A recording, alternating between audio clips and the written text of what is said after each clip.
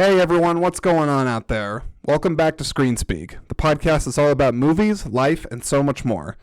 I'm Jordan Anderson, this is my podcast, and as always, I appreciate you coming by to listen and to show your support to the world of movies, art, entertainment, and of course this podcast. Haven't shown support for this podcast yet, or this happens to be your first time here, it's not a problem. All I need you to do is to hit the follow button on whatever it is that you're listening to this on, and if you got the time, you can head on over to Instagram and connect with me right there. Lastly, I always want to remind you all that getting a hold of me through email is always an option to you.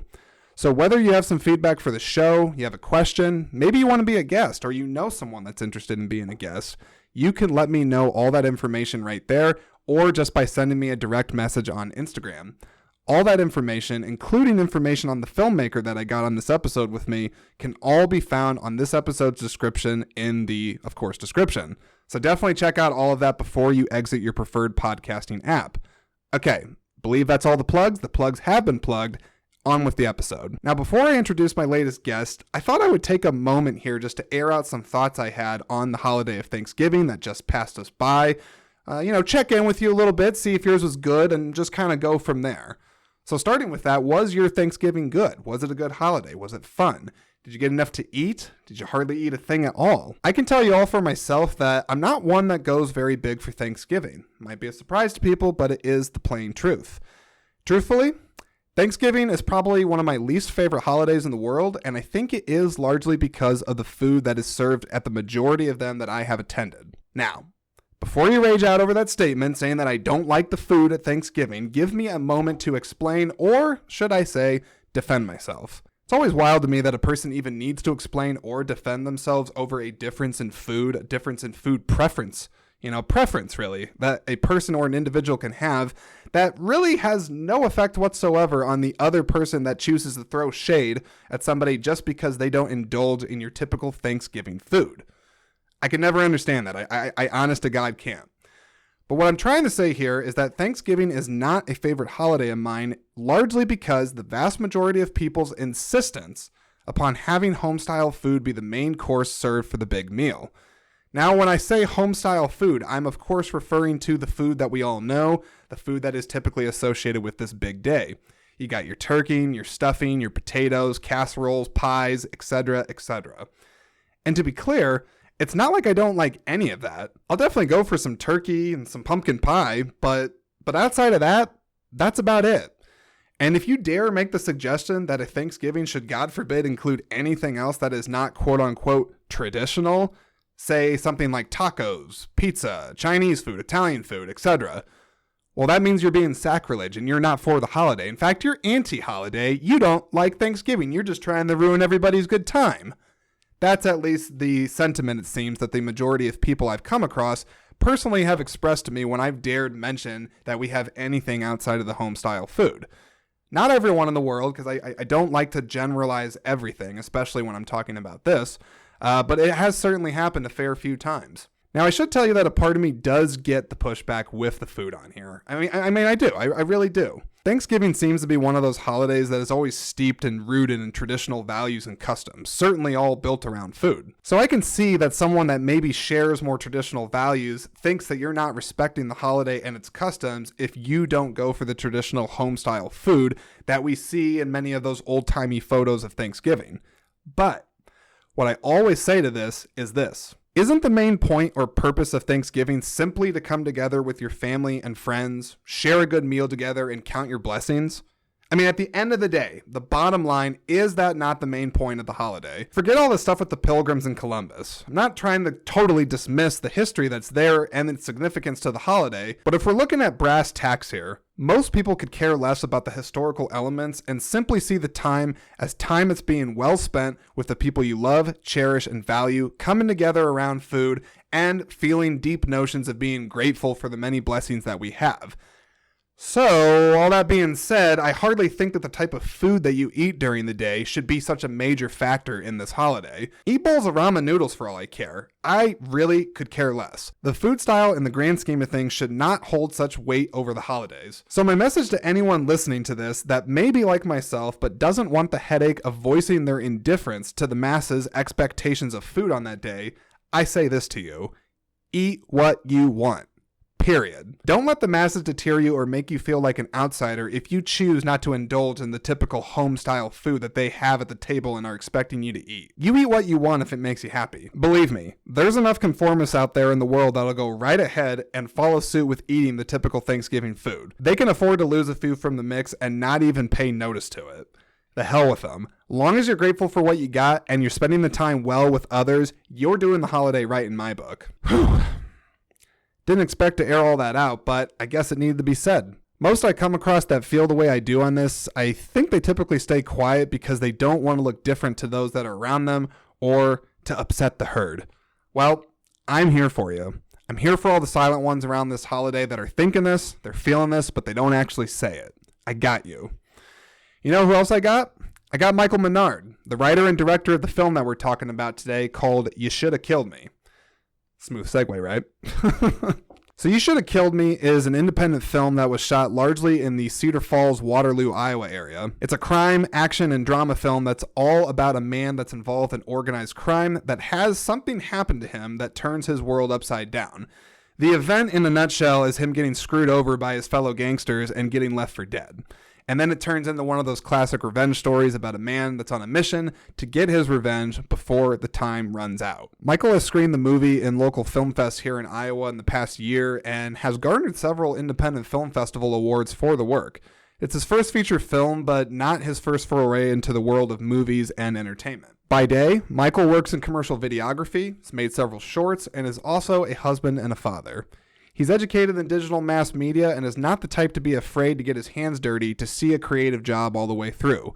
Whether it be operating cameras, working sound design, and directing film crews, the man wears a lot of hats and has a ton of passion for the filmmaking industry, and also, I must say, for films being made in the state of Iowa, getting the proper eyes, ears, and notoriety to them that they deserve. It's also pretty cool for this movie that he was able to secure mass distribution for the film itself, which is really not an easy thing to do when you're working on a shoestring budget like he had to work on for this, plus factoring in that this is his first feature film. That being said, I'm happy to share with you all that you can watch this film on Amazon, Vudu, and the one format that I would personally recommend to each of you to watch this film on is Blu-ray, otherwise known as physical media. All the links to watch it, however you choose to do so, are in the description of this episode. So again, please check out all that information I got packed into the description of this episode before you finish listening to the episode. Michael's a very interesting and uniquely spoken individual. I had met him briefly before we recorded the podcast, but for no more than, say, like a minute or two. So I really didn't know him well at all before we spoke. And I admit that when I first met him, I did find his energy to be kind of intimidating. He's got a real solid amount of confidence and this just no bullshit direct way about him, if that makes any sense. So going into this, I really wasn't sure what kind of a conversation we were going to have, but over the course of it, I found him to be pretty easy to chat with. He's got a dry sense of humor that I found enjoyable. And overall, he's just interesting as far as a human being goes. You can tell he feels strongly about things and cares very much about the world of movies and local representation in it, specifically here in the state of Iowa. Outside of talking about his film and filmmaking in Iowa, we do bounce around some thoughts on more mainstream fare like The Patriot, Armageddon, The Fabelmans, and even the Avatar films. It's really solid stuff all around in this chat. Sincerely hope you all enjoy this conversation and come back for more episodes in the future. I got a lot of good content left to give you before this year is up, and there's plenty more to come in 2024. And if you follow me on social media, I do want to throw in a quick plug for this. I did announce that if you're in the Cedar Rapids, Iowa area, on December 6th, I'll be attending the Marcus Theater's screening of James Cameron's 4K remastering of The Abyss. It is a one-night only event on December 6th at 6 p.m. You can get tickets on Marcus's website, or you can do it on Fandango or wherever you get your movie tickets, but it's a one-night only event. I will be there, and hopefully we'll be able to stick around afterwards, maybe bump into a couple of listeners and talk about our thoughts on the movie and just have a good time. So again, head over to social media to learn more about that. Look in this episode's description to learn more about Michael, as well as how to get a hold of this podcast, and that is it. All right, that's all I got. Hope you all had a good Thanksgiving. Here's my conversation with writer and director Michael Minard.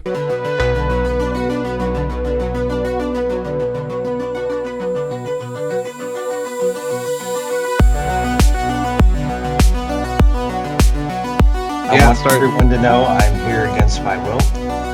Jordan kidnapped me for this podcast. No, I'm just kidding. Yeah, I mean, I'd be curious how I actually got around to doing that. Because to be honest, I'm not a gun guy. I'm not. So it'd probably be like at like knife point, maybe something like that. Knives are scarier than guns. At least guns are quick.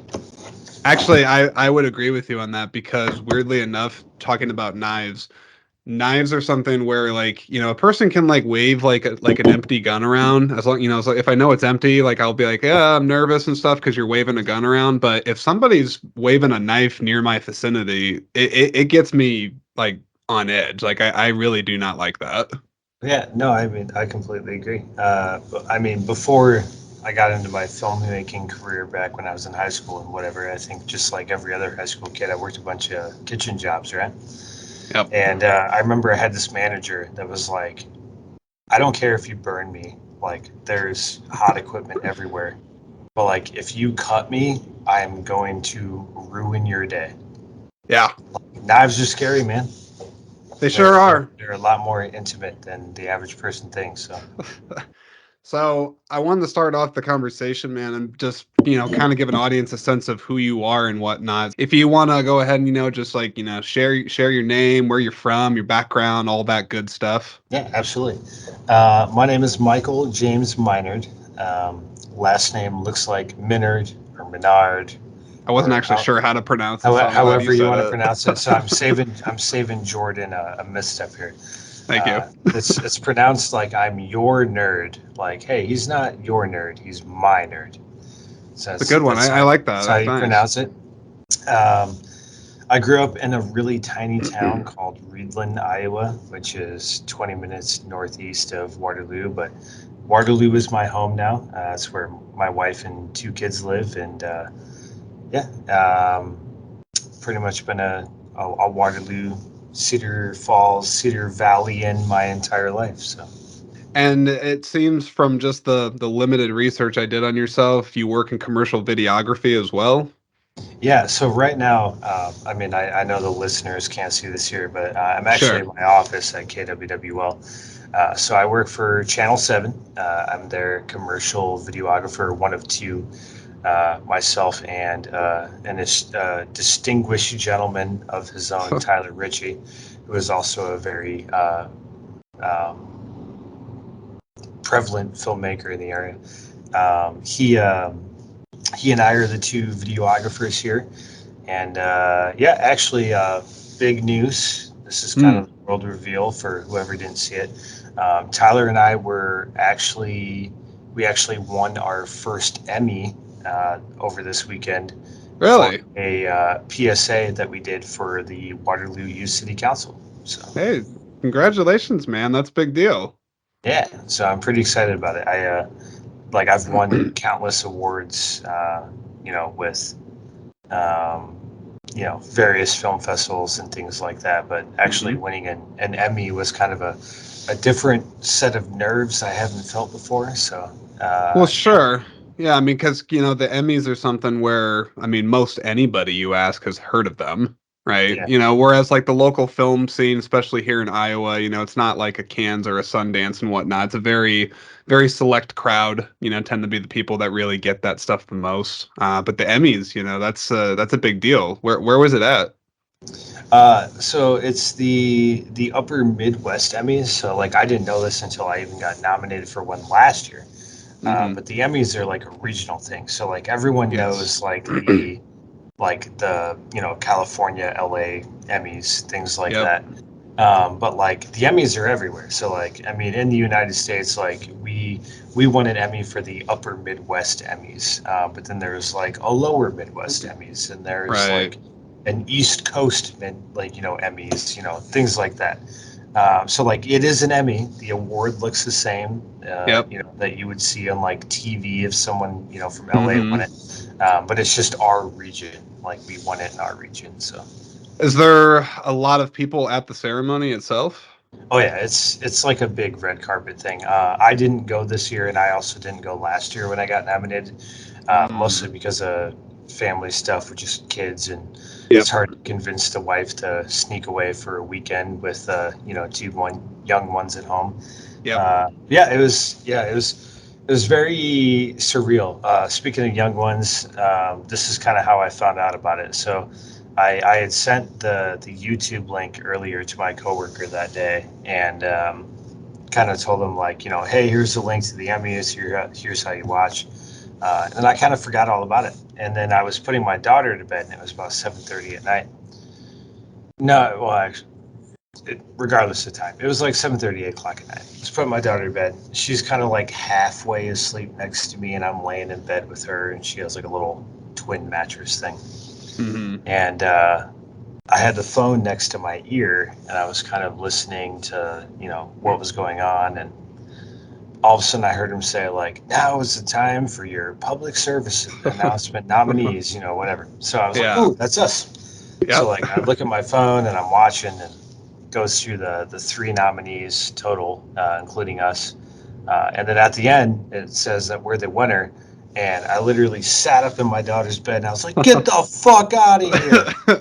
And she woke up and she was like, "What? What? What?" Had no idea what was going on. I picked her up. We started dancing around the bedroom, and yeah, Oh my it gosh. was a pretty fun moment, at least between me and my daughter. So I mean, that's pretty surreal though too. I mean, because still, I mean that's one of those awards you're gonna remember because there's film festival awards, and like you said, as the tiers kind of go up, there is a sense of nerves about it. I think anybody would be lying, even if they say like, oh, I don't really care about awards that much. Like bullshit, it's an Emmy. yeah, yeah, I think Um, I'm kind of in the point now where it's like, is this going to be my peak, or is this going to be like the way I look no. at it, where it's like the only way to look is up from here?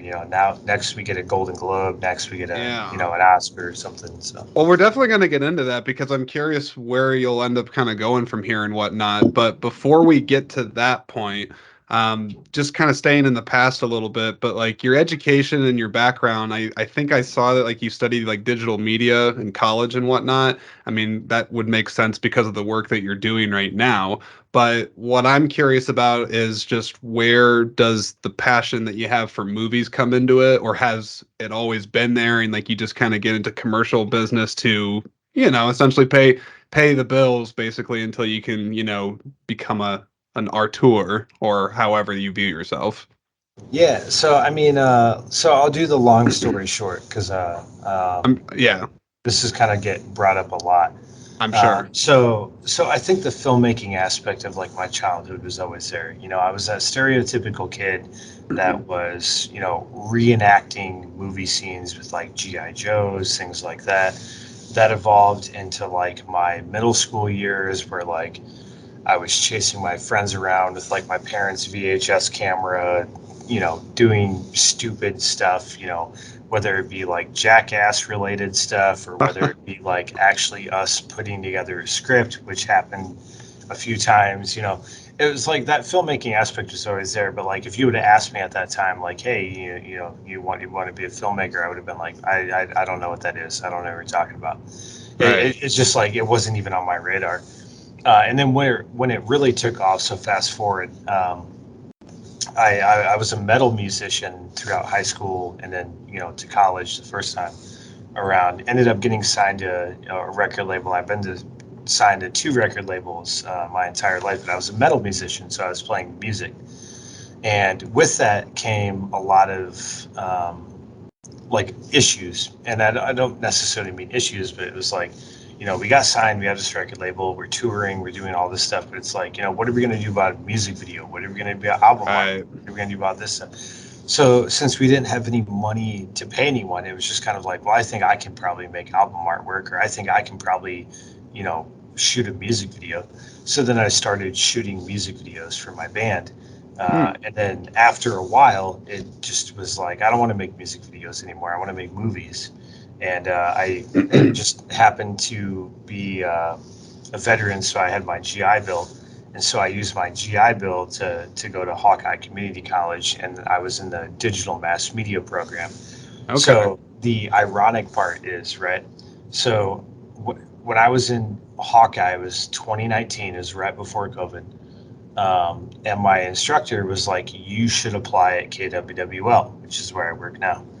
And I was like, get the fuck out of here. Like, I'm a filmmaker. I'm going to make movies. I'm not going to Right. be caught dead working at Excuse a me. news station. It's not going to happen. I'm not going to work at a Right. news station. So then COVID happens, and I graduate, and like no one's hiring because of COVID. Yep. And the first job I had out of college was actually for a real estate company where they just needed a drone pilot to get shots of their properties and things like that. Hmm. So I started doing that. And then because of a college professor who taught at Hawkeye and then also worked at KWWL part time, he had said, "Hey, if you need a good videographer, you should hire Michael." Hmm. So then, not wanting to do real estate anymore, I got a job here at KWWL, which is kind of where it brings us up to president. Because initially, it was kind of like I had that mentality of like, I'm a filmmaker. I don't want to work for a news station. I don't want to make Right. commercials. I'm a filmmaker. Blah blah blah blah. And now Hmm. it's like, I'm a commercial videographer, and because I'm a commercial videographer, they pay me enough money and give me vacation time to make movies. So it's like, Yeah. like, yeah, Well, it's an interesting thing that you bring up where, I've been there before myself under different circumstances where you're trying to, sort of accept the identity that you have at the time. Like, like you see yourself in a very specific way, but life is kind of giving you a different set of cards that's not allowing you to be, how you really totally see yourself yeah. professionally in order to get paid for it. I mean, like that's a tough spot to be in, especially as a creative No, too, I because I you got strong completely, opinions on it. So yeah, I completely agree. It took me the longest time to even start like telling people I was a filmmaker. And like was it just? I mean, like why? Like just I don't know if it was like partially because of like imposter syndrome, or mm, like I didn't necessarily feel like it yet, but so like the first ever short film I did won a few awards. It was called All Roads End. The next short film I did was like my biggest success yet. It won like over 23 awards like by itself. mm, And I think in that time it was just kind of like, I've made two award-winning short films. Like, I've done interviews, I've done podcasts, I have an IMDb page, like all this stuff. right, Um, and so then it was kind of like, it was kind of like at the time, when I wasn't working for KWWL, because both those films had come out before then. It was kind of like one of those things where it was like, do I say like, hey, I work in videography, or hey, I do videography for a real estate company, or do I actually tell people like, hey, I'm a filmmaker? mm, And so it took me the longest time to actually be like, hey, I'm a filmmaker. Like that's what I do. That's who I am. right, And yeah, it was like it was just like I almost it was almost one of those things where it's like you almost had to say it enough for it to make sense. But yeah, yeah, I remember actually having that internal conflict in my head, almost like what you just said, where it was like, yeah. how many times do you have to call yourself a filmmaker before you believe it? For me, it was quite a bit. So Well, and something that makes me think about, and this is something I've talked with numerous people about, maybe on the podcast, possibly if I go back and listen to some episodes, but mostly in private life. The word career is something that I always kind of struggle with sometimes, to be honest, because especially like if you're in the realm of creativity. I mean, if you work in videography, I don't have to tell you, there's a lot of different nuances and complexities just to being able to do that. Certainly in the movie making business, there's a ton of different avenues and approaches that you can do to make that happen. So it's like it's difficult for me sometimes to be able to just say like I am this one thing and that's what defines me is by just that. That's who I am. It's like I don't know. A person is made up of so much more than just that. So, I mean, a person, I think in your case, they can be a commercial videographer, they can be a filmmaker, you can be a father, you can be a husband. Like, you can be multiple things without just having to be refined to one thing. I think that's something that there's just a lot of people in society that just like try to bottleneck people into those things, and I just don't think it's healthy. yeah, no, I completely agree. Um, and I would like to think that being good at one makes me better at the other. Um, Hmm. I consider myself to be a fairly good, filmmaker, commercial filmmaker, but I hope being good, like I said, makes me better at the other. I'd like to think that I'm an even better dad. I'm either better Yeah. husband and things like that. And like it all goes hand in hand. Like, obviously everyone's a little bit different, but for me, I've noticed that, like, the better I get at videography and making films and things like that, the more it makes me want to be a better father. Mm. Like, it's kind of like, winning that Emmy, or, having You Should Have Killed Me get picked up for worldwide distribution. Like, those were two big things that happened in my life. And, some people could turn internal and basically be like, this is all me, I'm the greatest. Right. But like, for me, I thought about it as like, this is a perfect example of like showing my kids, like, don't give up on your dreams. Like, anything is possible.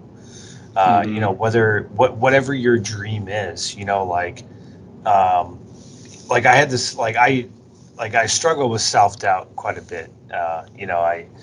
I always feel like I'm not good enough, kind of like I'm basically a piece of shit, if you will.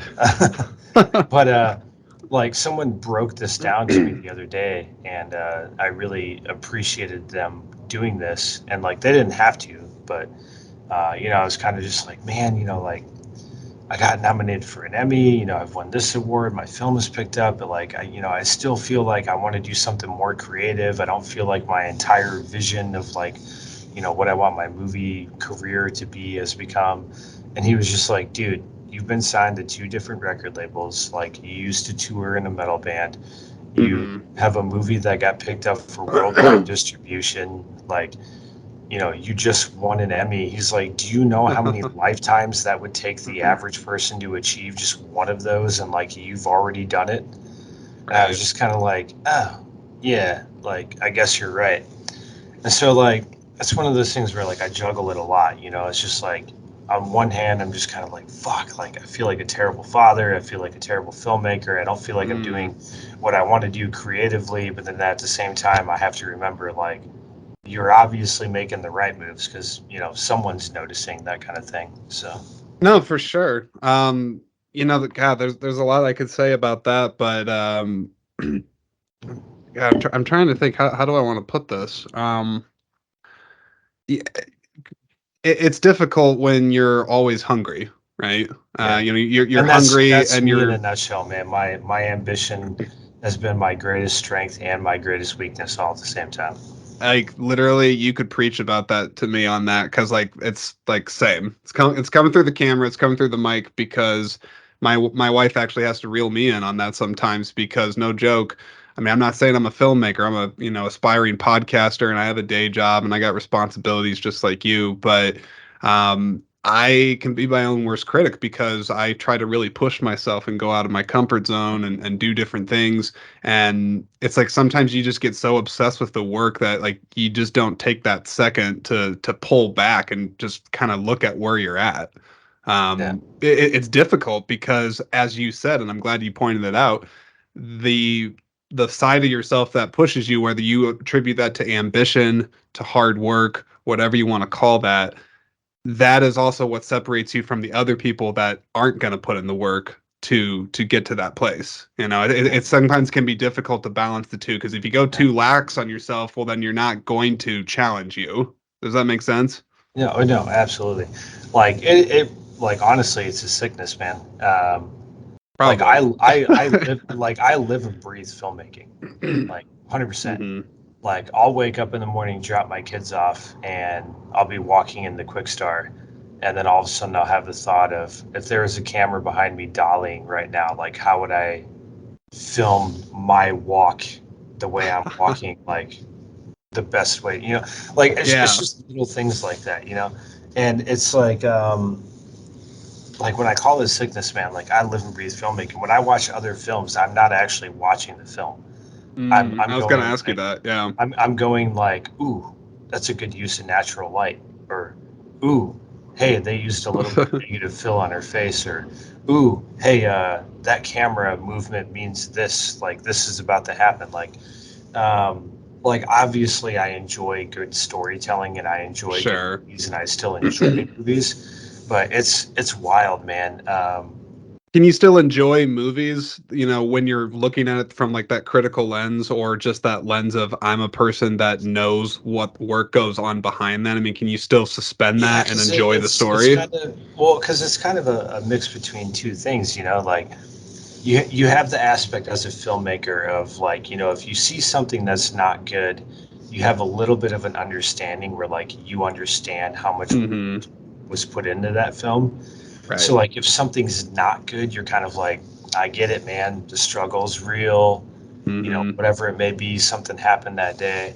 But then also at the same time, you also have that mindset where it's like, if it's not good, you're like, well, then it's not a good film. Like either it didn't capture me story wise, it wasn't shot correctly.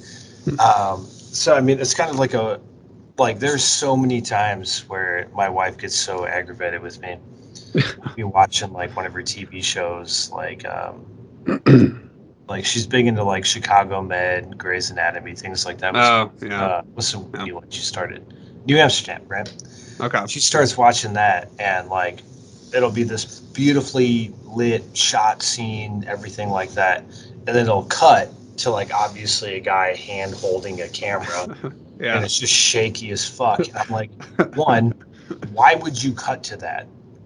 Like if you already had it in another shot. And it's like, two, you spend thousands of dollars on this fucking film and you can't get a Mm, stabilizer for your camera. Like what are you doing?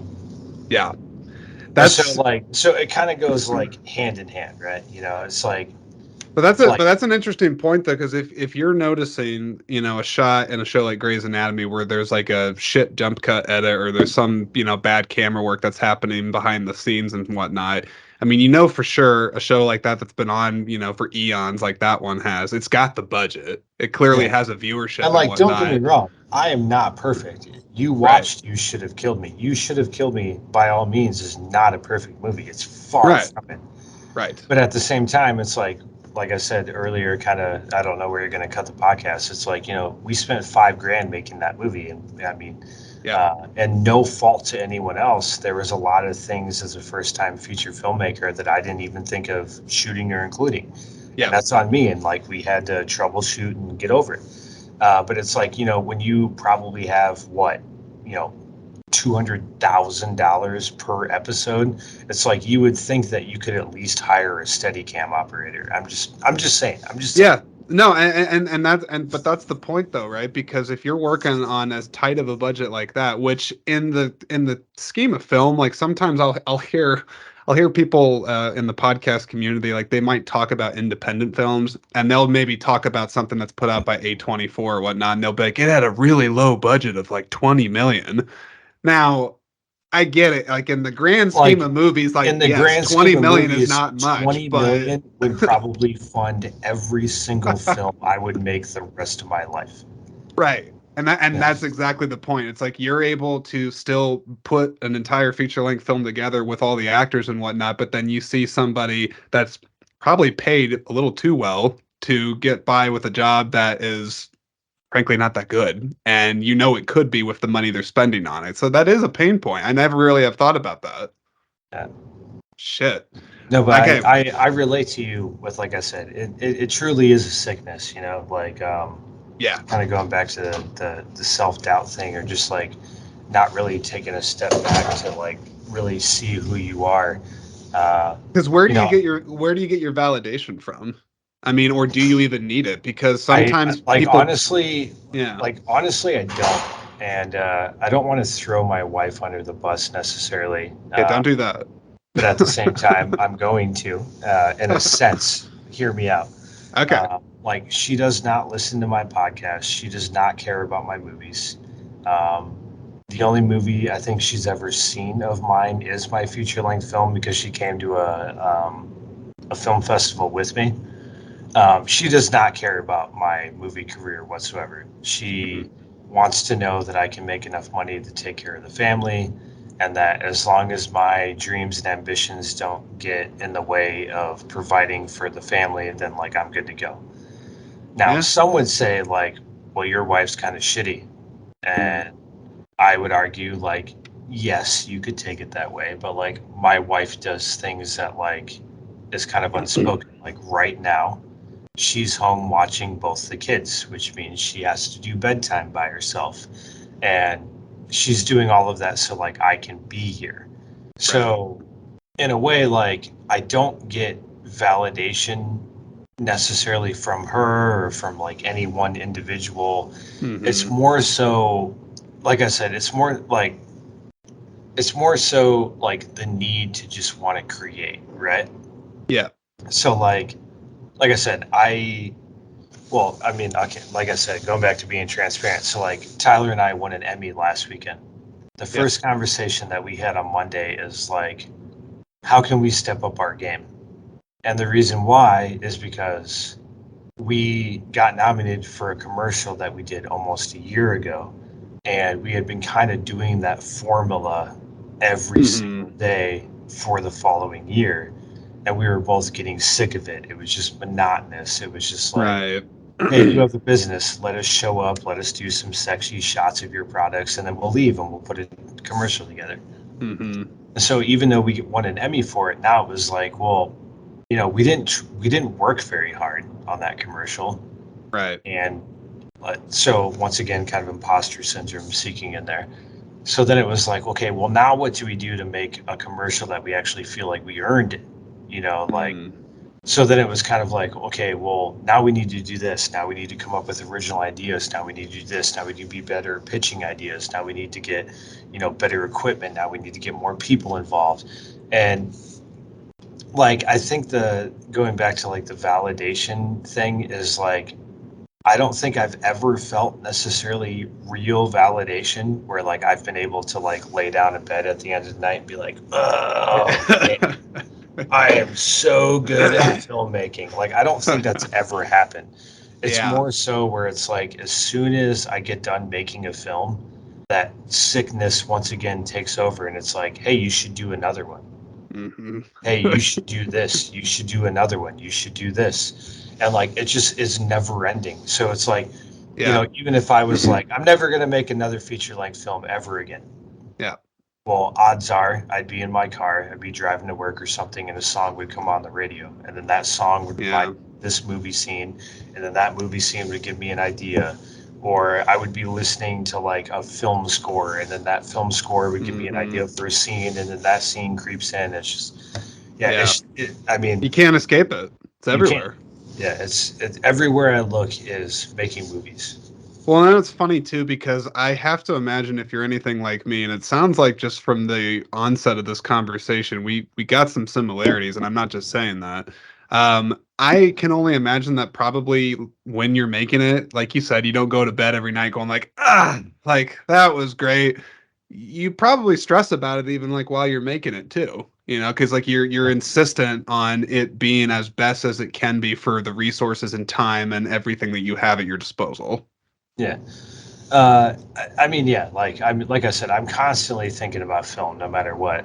And then if I'm in the process of making a film, it's Yeah. even worse because you're either going to bed with like one or two thoughts. It's what can I do tomorrow? Or you're thinking about everything you fucked up that day before.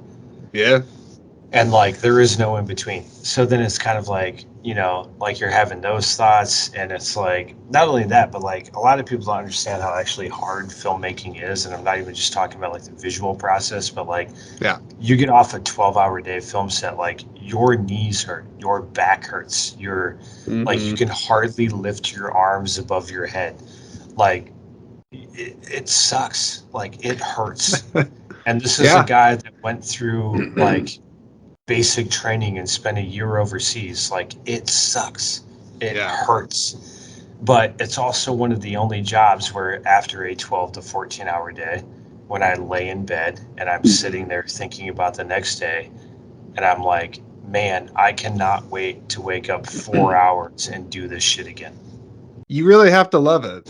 I mean, It's honest to God, that's the only thing that would get you through it. Like, even if you get enough sleep, you get enough food and things like that. Like, nah, you really have to do that all from a place of love. That's honestly where it comes from.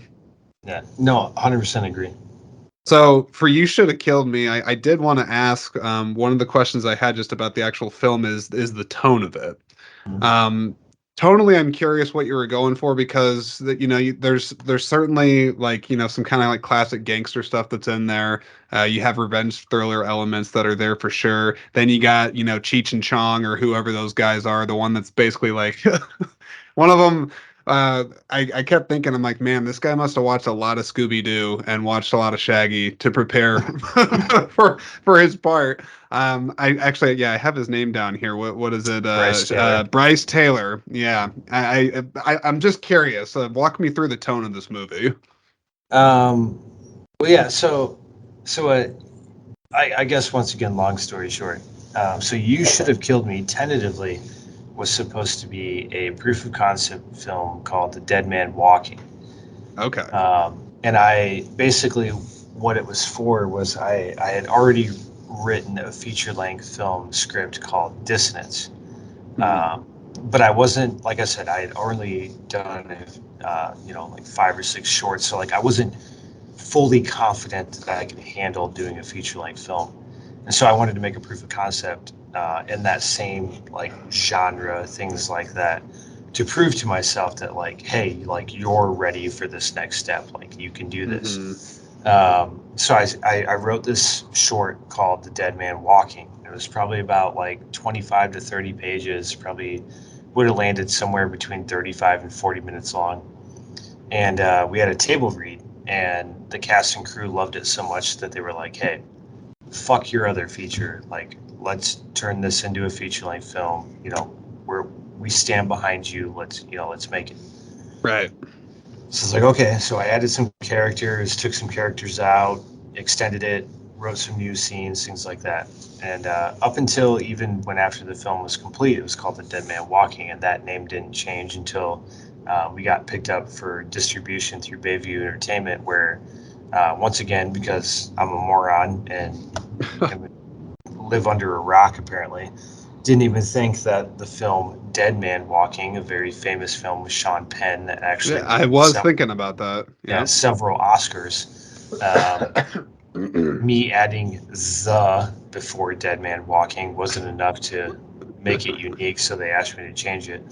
But yeah, going back, so it was the Dead Man Walking. It was just a proof of concept film. Hmm. Um, but when I added Ducky and Kevin, which are Dylan Yeager and Yep. Bryce Taylor's characters, um, they were actually very heavily influenced by like Pineapple Express.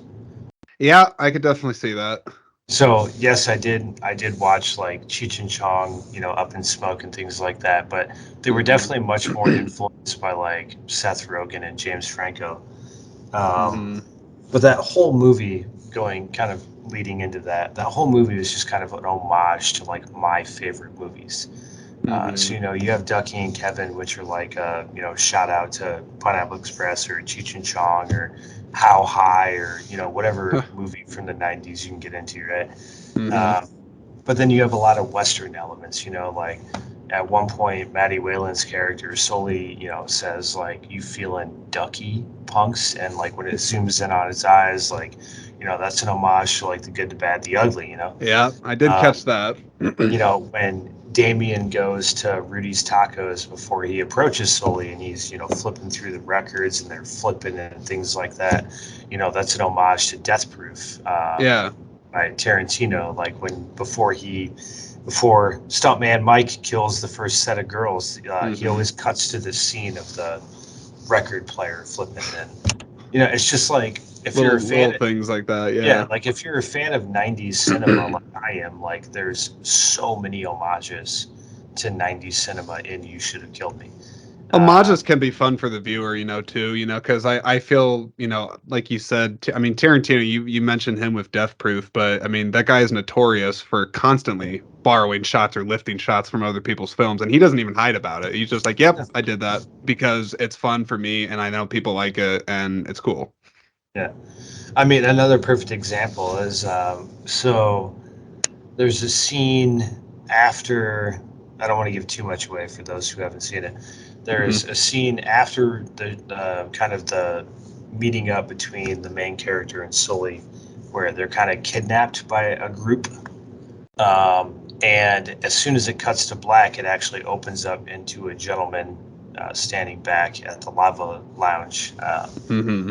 where he had first approached him, and he has a coat over his arm, and he's kind of looking around like this. Well, Yep. that's John Travolta from Pulp Fiction, and how that scene came about is it wasn't even supposed to be there. But how that scene came out is that gentleman in that scene is my general manager at KWWL, and he had donated some of his money towards the movie. And I was like, well, what do you want? And he was like, I just want a small cameo. So the idea I came up with was making him the Chicago boss that someone Yeah. was supposed to meet, and then he kind of walks into the lava lounge like, where is everybody? But like in that See, motion, like his coat over his arm, that's it's basically crazy. the John Travolta gif Yeah. that everyone knows. You know what I mean?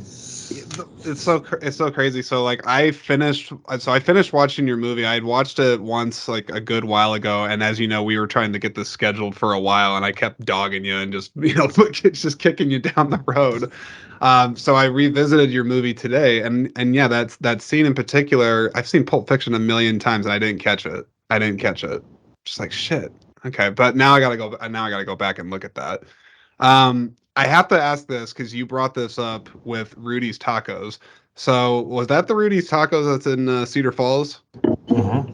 Okay, so I recognized it right away because I went to UNI up at school there, and so yeah, every once in a while we would go to Yeah, Rudy's depending Tacos. on when you graduated, you might even know the owner. The owner, I know his name was AJ. I can't remember his last name. I never got that tight with them, Okay, yeah, I know but he was a UNI grad too. So but it was just cool seeing like the Rudy's Tacos and being like, oh, like I've been there with people. I know exactly where that's at because that's always a fun thing in movies when you actually recognize yeah, a because like location on that a set. that whole movie was filmed in like Waterloo, Cedar Falls. Yeah. There's only like one or two sequences that are filmed in Cedar Rapids, but it's like very brief. Most of that Hmm. movie just takes place like right in Waterloo. So can you tell me how did you get, I guess, either permission or how did it work to be like, hey, Rudy's Tacos, I know you may not have thought about this before, but I think you're the perfect place for a mob meetup towards the end of the film. Honestly, Rudy's has been letting filmmakers in there for like the last 4 or 5 years, so that That's wasn't cool. hard. Newton's wasn't hard. I literally just called up, talked to the manager. She's like, "We're closed on Mondays. It's the only day you got." And I was like, "Perfect." Right. So really, yeah, any aspiring filmmakers out there, like if you want to film someplace, just call them and ask them. Just Hmm. say, hey, this is what we want to do. Is this okay? This is kind of the amount of time we think we'll be there. And, the worst they're going to say is no. And then you can just ask someone else. Did you at least get to have some tacos for shooting there? Because they have I really did. good I food. did. So going kind of into your question where you were like, I want to know where that $5,000 went. A Don't lot say it of it, was all on tacos. yeah. Well, no, it wasn't all on tacos, but a lot of it was to feeding the cast and crew because Yeah, in yeah. order for us to do this movie for 5 grand, we were initially asking for 10 with crowdfunding. Hmm. Through Indiegogo, we actually only raised 30, or we actually only raised 2,800. Okay. And I got a donation from my mom and her husband for the remainder of the 22 because I knew I could do it for 5 grand. So once we got that, most of that money, like probably about 1,500 bucks, went into buying props, things like that. But I told the cast and crew like, I'm not going to be able to pay you guys to do this film. So Hmm. like, if you guys are willing to work with me and give me a shot, like when it gets up picked up for distribution, like I will pay you all then. And so a lot of that money just went into like feeding the cast and crew, Yeah.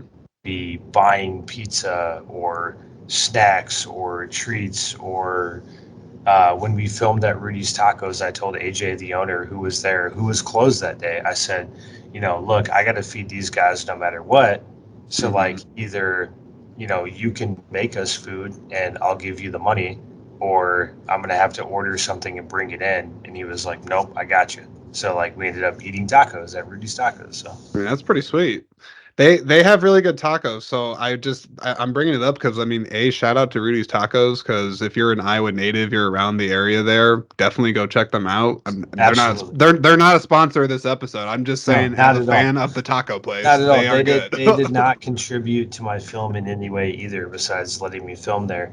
And oddly enough, there's that one part where Bryce's character Kevin is like, "I love their Yellowbird sauce, or I love their habanero sauce, Yellowbird for life." Like I literally have that same sauce, like right above my desk right now. So yeah. Tried to shout out as many Waterloo businesses as I could. Plan on doing even more in the next feature length film, which we have in development right now. So